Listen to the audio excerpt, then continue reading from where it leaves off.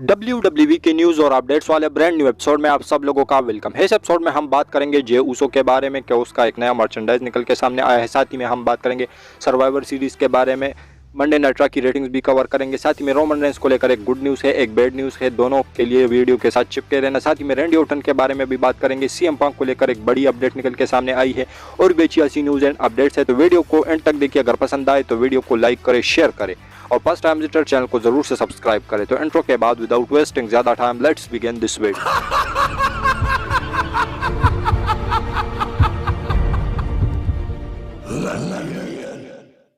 सबसे पहले शुरुआत करते हैं मंडे नाइट रॉ की रेटिंग्स के साथ। तो इस हफ्ते की जो मंडे नाइट रॉ की रेटिंग्स निकल के सामने आई है वो पिछले हफ्ते के मुकाबले में थोड़ी सी कम आई है। पिछले हफ्ते की जो रेटिंग्स थी वो थी 1.522 मिलियन व्यूज़, लेकिन इस हफ्ते की अगर हम बात करें तो इस हफ्ते मंडे नाइट रॉ को रेटिंग्स मिली है 1.467 मिलियन व्यूज़, जो कि हमेशा का यही हाल रहता है। इसके साथ हम बात करते हैं अपनी नेक्स्ट अपडेट के बारे में, जो कि जुड़ा हुआ है लोगन पॉल से। तो लोगन पॉल के बारे में अपडेट निकल के सामने ये आई है कि WWE ने एलिमिनेशन चैम्बर के लिए जो लोगन पॉल है उसको अनाउंस कर लिया है और कन्फर्म जो लोगन पॉल है वो एलिमिनेशन चैम्बर का पार्ट होने वाले हैं। वो वहाँ पर अपनी यूएस टाइटल को डिफेंड करेंगे और इसकी जो अनाउंसमेंट है वो जो लोगन पॉल है उसकी तरफ से भी हमें कन्फर्म होते हुए देखने को मिली है, क्योंकि उन्होंने अपने ट्विटर अकाउंट पर लिखा हुआ है ऑस्ट्रेलिया आई एम कमिंग। तो यही कुछ लोगन पॉल का रिएक्शन है इसको लेकर। इसके साथ हम बात करते हैं अपनी नेक्स्ट अपडेट के बारे में, जो कि जुड़ा हुआ है बैड बनी से। तो बैड बनी को लेकर मैंने आप लोगों को बताया था कि उसका जो शेड्यूल है वो काफ़ी बिजी है। तो ऐसे में एक बात मैंने ये आप लोगों को ये भी बताई थी कि वो उसका कोई वर्ल्ड टूर चल रहा है इस समय और ऐसे में वो फ्री नहीं हो सकते रेसलमेनिया के लिए, दोनों नाइट्स के लिए। तो ऐसे में एक अपडेट निकल के सामने आई है बैड बनी को लेकर। वो ये है कि जो बैड बनी है वो रेसलमेनिया के नाइट 1 को उसका कोई कॉन्सर्ट है, लेकिन जो नाइट 2 है उसके ऊपर उसका कोई कॉन्सर्ट नहीं है। तो ऐसे में जो बैड बनी है वो रेसलमेनिया के नाइट 2 के ऊपर आ सकते हैं अगर WWE चाहे या WWE प्लान करे, क्योंकि बैड बनी आप लोग उसको जानते हो क्योंकि उसका जो अपना अलग एक तगड़ा फैन फॉलोइंग है। साथ ही में WWE के जो फैन है वो उसको भी वो भी काफ़ी ज़्यादा पसंद करते हैं बैड बनी को। तो ऐसे में अगर WWE ज़्यादा आईबाल्स को अट्रैक्ट करती है तो फिर बैड बनी का आना पक्का है और वो आप लोगों को नाइट 2 के अंदर देखने को मिल सकते हैं अकॉर्डिंग टू अपडेट्स। इसके साथ हम बात करते हैं अपनी नेक्स्ट अपडेट के बारे में, जो कि जुड़ा हुआ है जे ऊसो से। तो जे ऊसो के बारे में अपडेट निकल के सामने ये आई है कि उसका जो यीट जो मूवमेंट आया था पास्ट लाइन के अंदर उसके ऊपर भी WWE ने उसका एक नया मर्चेंडाइज निकाला है, जो कि आप लोगों को WWE शॉप के ऊपर देखने को मिल जाएगा। तो ऐसे में आप लोग इसके बारे में क्या कहोगे? आप लोगों को इस समय अपनी स्क्रीन के ऊपर देखने को मिल रहा होगा। उसकी जो कलर है थोड़ी सी ब्लू और वाइट दिखाई जा रही है। तो इससे आप लोग अंदाज़ा लगा सकते हो कि WWE कोई बंदा अगर कोई शैतानी भी करता है तो उसके ऊपर भी उसका जो मर्चेंडाइज है वो निकाल देती है, क्योंकि WWE को अच्छे तरीके से पता है कि पैसा किस तरीके से कमाया जाता है। तो इसके ऊपर भी WWE ने उसका जो यीट वाला मूवमेंट है उसके ऊपर भी WWE ने जेऊसो का एक मर्चेंडाइज निकाल दिया है, जो कि काफ़ी ज़्यादा इंटरेस्टिंग साउंड कर रहा है।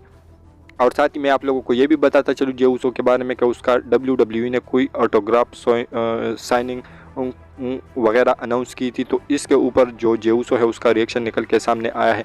उसका कहना है कि मुझे ऐसा लग रहा था क्योंकि मैं पहली बार अकेले जा रहा था ऑटोग्राफ साइनिंग के लिए, क्योंकि पहले मेरे साथ कुछ लोग होते थे जिसका इशारा जो जिमी ऊसो की तरफ था, ब्लड लाइन की तरफ था, और अब मैं अकेले जा रहा था। तो ऐसे में मैं थोड़ा सा नर्वस था और ये भी सोच रहा था कि वहाँ पर मेरी ऑटोग्राफ साइनिंग के लिए कोई आएगा या नहीं आएगा। लेकिन जब मैं वहाँ पर पहुँचा तो वहाँ पर बहुत सारे लोग इकट्ठे हुए, जिसको देखकर मैं काफ़ी ज़्यादा खुश हुआ और काफ़ी ज़्यादा अच्छा फील कर रहा हूँ इस समय। तो इसको लेकर भी जे ऊसो का रिएक्शन निकल के सामने आया है। इसके साथ हम बात करते हैं अपनी नेक्स्ट अपडेट के बारे में, जो कि जुड़ा हुआ है सर्वाइवर सीरीज़ से। तो सर्वाइवर सीरीज़ के लिए मैंने आप लोगों को बताया था कि WWE ने 16,860 जो टिकट्स है वो कैपेसिटी ओपन की थी और ऑन सेल लगाई थी। लेकिन अब WWE ने जब तकरीबन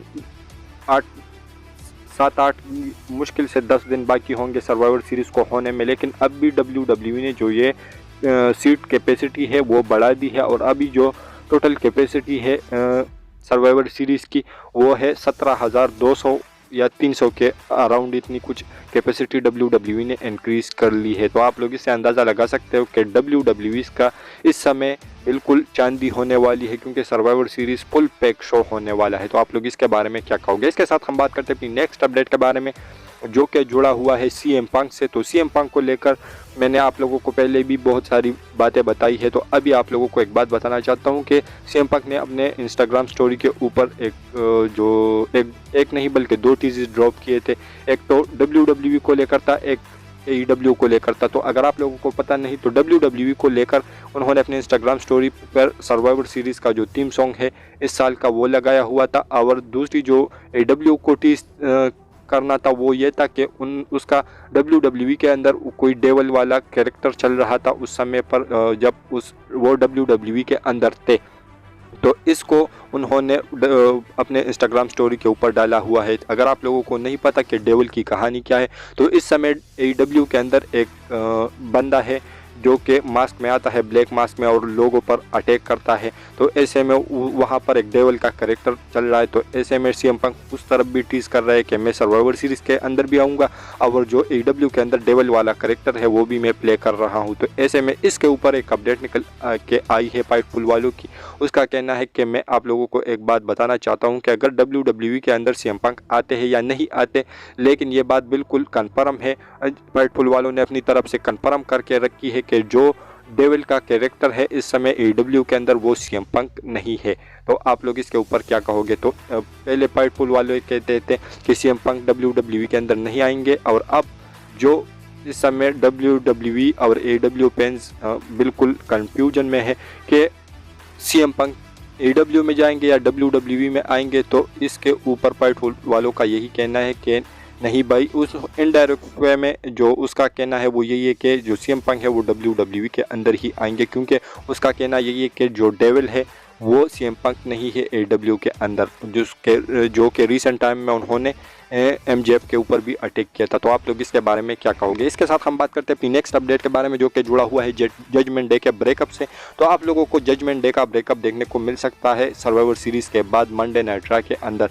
तो इसके ऊपर अपडेट निकल के सामने आई है कि अगर जजमेंट डे हार जाती है, और ऐसे में जो जजमेंट डे है इस समय उसके अंदर कोई भी लीडर नहीं है, हर कोई अपने आप को लीडर मान रहा है। तो ऐसे में ये सारी चीज़ें लीड कर सकती है जजमेंट डे के ब्रेकअप की तरफ, और इसमें सबसे बड़ा जो रोल है वो ड्रू मैकिंटायर प्ले कर सकते हैं, और सारी जो चीज़ें हैं वो डेमन प्रीस्ट के ऊपर ही टर्न कर सकती है, और जजमेंट डे जो है वो डेमन प्रीस्ट को निकाल सकती है जजमेंट डे फैक्शन में। और क्योंकि अगर वो हार जाते हैं सर्वाइवर सीरीज़ के वार गेम्स मैच में, तो उसके बाद आप लोग अगले मंडे नाइट रॉ के एडिशन में देखेंगे कि जो जजमेंट डे है उसका ब्रेकअप हो गया, क्योंकि अपडेट्स का कुछ यही कहना है। तो आप लोग इसके बारे में क्या कहोगे? लेकिन मुझे पर्सनली ऐसा लग रहा है कि जजमेंट डे अभी नहीं टूटेगी, क्योंकि जो जजमेंट डे है वो इस समय काफ़ी ज़्यादा कमाल धमाल कर रही है। इसके साथ हम बात करते हैं अपनी नेक्स्ट अपडेट के बारे में, जो कि जुड़ा हुआ है रैंडी ऑर्टन से। तो रैंडी ऑर्टन के बारे में अपडेट निकल के सामने आई है कि वो जो है आ सकते हैं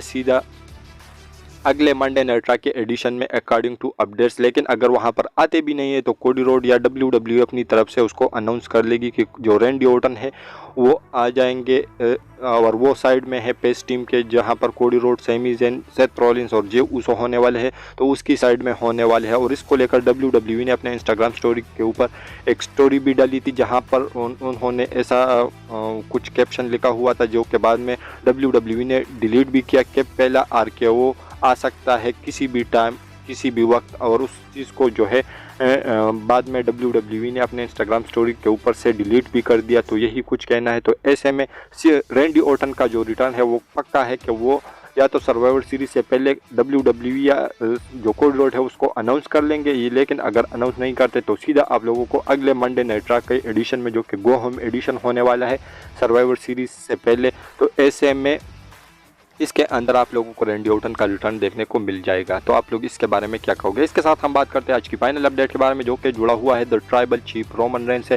तो रोमन रेंस के बारे में एक गुड न्यूज़ है, एक बैड न्यूज़ है।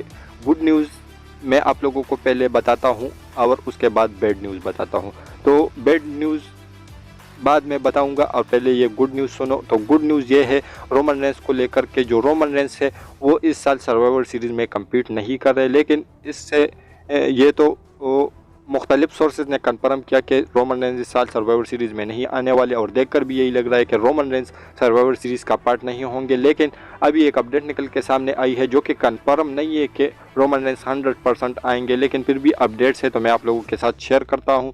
इस अपडेट का ये कहना है कि जो रोमन रेंज है वो इस साल के अंदर एक मैच रसल कर सकते हैं और वो हो सकता है इस साल का जो लास्ट वाला स्मैकडाउन होने वाला है। जिस तरीके से पिछले साल उन्होंने टैग टीम मैच के अंदर कम्पीट किया था जॉन सीना के अगेंस्ट में, तो ऐसे में रोमन रेंज अपना जो एक मैच है वो रसल कर सकते हैं स्मैकडाउन के एडिशन में, जो कि इस साल के एंड में होगा, जो कि WWE ने रोमन रेंज को दिखाया था।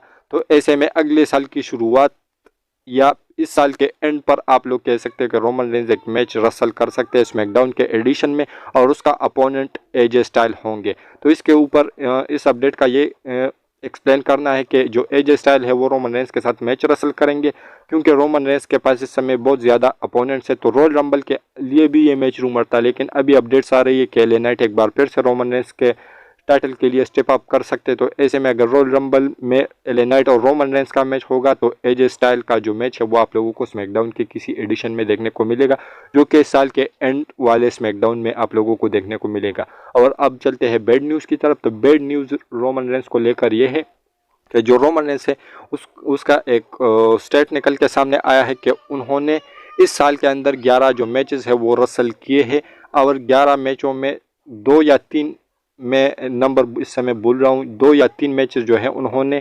पीए लीज के अंदर कम्पीट किए हैं और बाकी लाइव इवेंट में होंगे या किसी और जगह पर होने वाले हैं। लेकिन इस साल के अंदर जो रोमन रेंज है उन्होंने 11 मैचेस रसल किए हैं, जो कि बिल्कुल भी अच्छी न्यूज़ नहीं है, क्योंकि रोमन रेंज हमेशा जाने जाते थे मैचेस के लिए। जिस तरीके से उसका बिग डॉग वाला कैरेक्टर था तो उसके अंदर वो एक नाइट पर 2-2 मैचेस रसल करते थे। जिस तरीके से आप लोगों ने देखा होगा कि 2017 में जब यूनिवर्सल टाइटल जो है वो इंट्रोड्यूस हुई तो उस नाइट पर उन्होंने 2 मैचेस रसल किए थे, जो कि क्वालिफाइंग मैचेस थे आई थिंक यूनिवर्सल टाइटल के लिए, जिसमें उन्होंने एक मैच फिन बेलर के अगेंस्ट में लड़ा जिसमें वो हार गए और एक मैच उससे पहले भी लड़ा था उसी नाइट पर और उसको वो जीत गए थे। तो ऐसे में अब रोमन रेंज साल में 11 मैचेस लड़ रहे और उस टाइम पर रोमन रेंज नाइट पर 2-2 मैचेस रसल कर रहे थे। तो इसके ऊपर आप लोग क्या कहोगे? और हमारी ये जो आज की वीडियो थी वो यहीं तक की थी। अगर पसंद आए तो वीडियो को लाइक करें, शेयर करें और फर्स्ट टाइम विजिटर चैनल को जरूर से सब्सक्राइब करें, क्योंकि आप लोगों को हमेशा ऐसी इंटरेस्टिंग और लेटेस्ट वीडियोस देखने को मिलती रहती है। तो मिलता हूँ आपसे बहुत ही ज़्यादा जल्दी किसी और इंटरेस्टिंग वीडियो के साथ।